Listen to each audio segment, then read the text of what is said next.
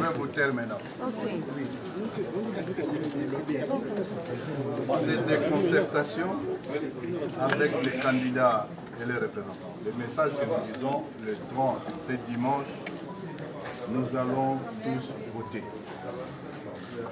Ce dimanche, il y aura élection. Nous allons voter pour notre prochain président de la République. Voilà, nous sommes obligés d'interrompre parce que la délégation est en train de quitter les lieux. J'espère qu'il y aura une communication qui sera faite par soit le président Vital Kamerhe ou encore un des membres de la délégation, M. François Mamba de mon côté. Est-ce que vous avez fait une déclaration tout à l'heure? On a un rapport à faire au président. Ok. Je suis là. On y va. Président, aucune déclaration? Pardon? Aucune déclaration? Oui, il peut y en avoir. Non, mais François, c'est ça.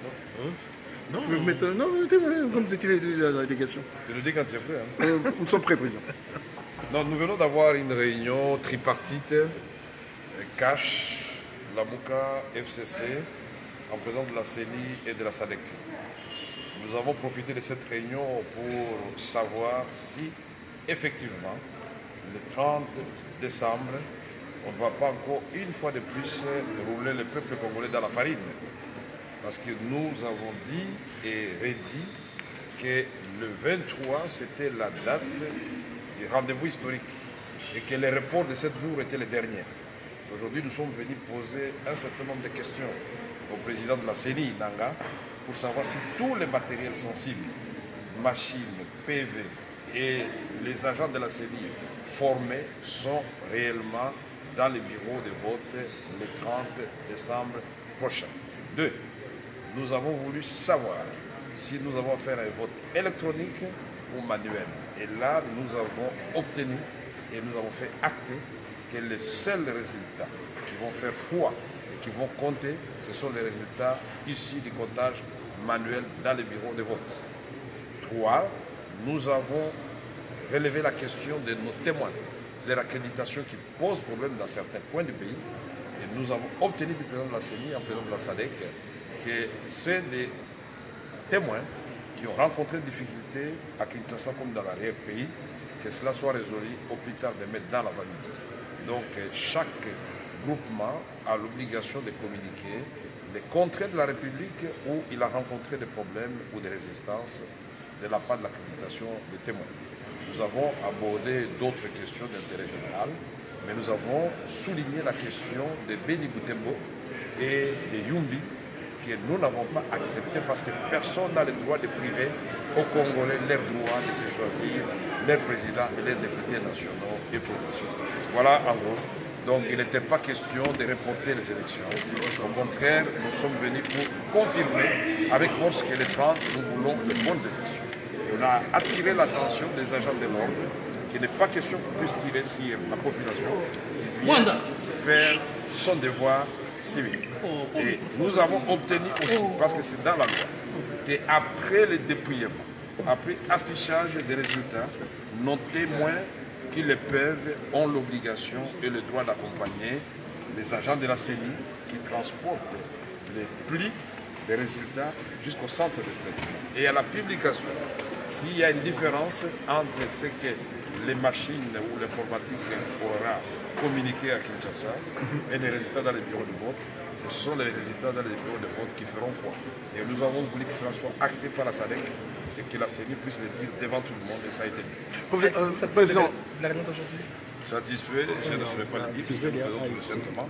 Ce que nous voulons, c'est d'avoir des élections crédibles, transparentes et libres pour que le peuple congolais puisse se réveiller le lendemain avec un Congo qui commence à changer et un peuple qui commence à retrouver le sourire et que le nouveau président de la République soit le vrai, attendu par le peuple congolais. qu'en est-il des machines qui auraient été déplacées ou retirées à Kinshasa et dans d'autres villes? Et pour Kinshasa, nous avons abordé cette question et nous voulons profiter de l'occasion justement pour nous adresser à tous les électeurs de toutes tendances confondues que les endroits où ils se sont fait enrôler, c'est là où ils vont voter.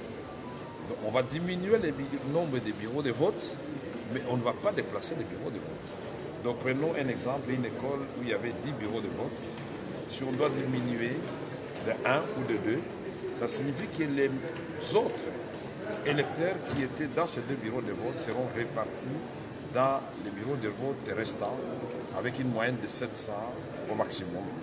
Et nous avons évoqué la question du temps que chaque électeur devra passer devant le bureau de vote, qui pourrait nous amener à 2 jours ou 3 jours. Le président de la CENI a répondu qu'il y a les taux de participation. Il y a aussi leurs propres calculs au niveau de la CENI. Et nous avons obtenu qu'à 17h pile, tout électeur qui est devant le bureau de vote devra obtenir un jeton pour que tout le monde puisse voter jusqu'à la dernière heure et à la dernière personne. Et voilà ce que nous pouvons dire à ce sujet. Il y a eu le cas de Kapanga, le transport de PV entre Kolwezi et Kapanga, sur un vélo, et la pluie, et les bâches qui devaient protéger les PV, malheureusement trouvés, et ces PV sont abîmés, mais seront remplacés, et on a conduit de la façon dont cela sera fait. Nous avons voulu avoir tous les tableaux complets, et nous osons croire qu'on nous a dit la vérité. De toute façon, dans 48 heures, la vérité va éclater au grand jour. Donc l'opposition voudrait que les élections se tiennent, mais l'opposition condamne avec la dernière énergie qu'on puisse exclure 1 300 000 Congolais et leur droit de se choisir le président de la République, soit leurs députés nationaux et provinciaux. Parce qu'avec la question des pourcentages, admettons que Félix Tshisekedi a, par exemple, 51%. Celui qui vient après lui a 52%. À 50%. Et que les 1,3 million qui représente plus de 3% change la donne. Après, on fait quoi? Est-ce que la Constitution permet qu'on puisse organiser des présidentielles dans une mandature? Toutes ces questions ont été évoquées. Prenons le cas des législatives. Le seuil. Vous savez que nos partis ont des ancrages. Il y a des partis qui sont fortement ancrés à Butembo et à Beni. Il y en a qui sont ancrés à Yumbi. Mais ces partis-là sont préjudiciés, puisqu'on va faire les élections avec les endroits où ils ne sont pas populaires. Donc tout cela sont des questions que nous avons évoquées aujourd'hui, qui montrent que cette mesure a effectivement préjudicié nos populations. La question de sécurité, la question d'Ebola. Ça fait depuis 4 ans que les populations de Beni, Butembo et de partout dans les grands nord vivent dans la sécurité. Ebola.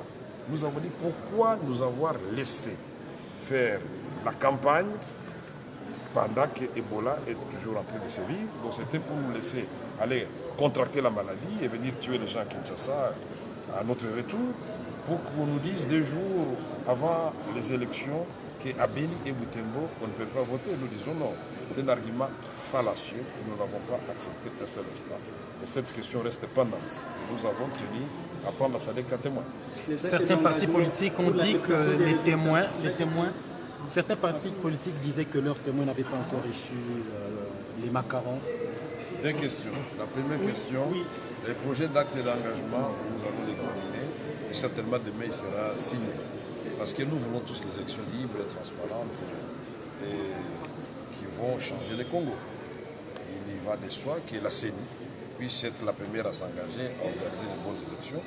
Et nous n'avons jamais demandé à nos candidats et à nos militants de ne pas se rendre aux urnes. Au contraire, ça a toujours été notre demande pressante depuis le 31 décembre 2016. Et nous avons toujours dit que c'était la dernière date pour nous, pour le mandat qui s'est achevé le 2e. Et pour ce qui concerne, vous avez dit, les témoins, la question des témoins a été évoquée. Vous êtes arrivé en retard. Nous avons dit que l'accréditation des témoins pose problème dans certains coins. En ce qui concerne les caches, nous avons dit que pour l'IDPS, par exemple à Gongo, à Kenge, nous avons cité un certain nombre de contrées, à Nyoki et consorts, où nos témoins ont du mal à avoir des cartes. Pour l'INC, nous avons aussi spécifié des endroits et nous avons dit des endroits communs où il y a des difficultés pour les caches. Donc nous sommes venus avec un tableau qu'on a présenté au président de la CENI et nous allons demander donc à Maître Stache et à Maître Jacquemin de se rendre très vite à la CENI cette nuit et demain matin pour obtenir une solution à ce problème. Et cette question s'adresse à tous les autres groupements, la MOUCA et FCC. Donc nous voulons des élections équitables pour tout le monde. Merci. Votre coalition est prête à accepter les résultats prévisionnels? À accepter les résultats, mais comment ça c'est une question. Et nous avons fait la campagne pour cette population qui qui attend que les Fativites puissent changer le pays. Comment voulez-vous que nous puissions refuser les résultats? Et si vous perdiez? Pourquoi vous n'êtes pas la CENI ni le peuple congolais? Nous allons respecter la volonté du peuple congolais. Et vous avez eu la température pendant la campagne. Merci beaucoup. Voilà, il vous a répondu. Voilà, mesdames et messieurs, vous venez de suivre en direct les réponses qui nous ont été offertes par le directeur de cabinet, directeur de campagne du président Félix Tshisekedi, qui vous a répondu à toutes les questions qui lui ont été posées ce soir par la presse. Donc nous reprenons, renvoyons le signal à la régie et nous reprendrons recontact tout à l'heure. Merci.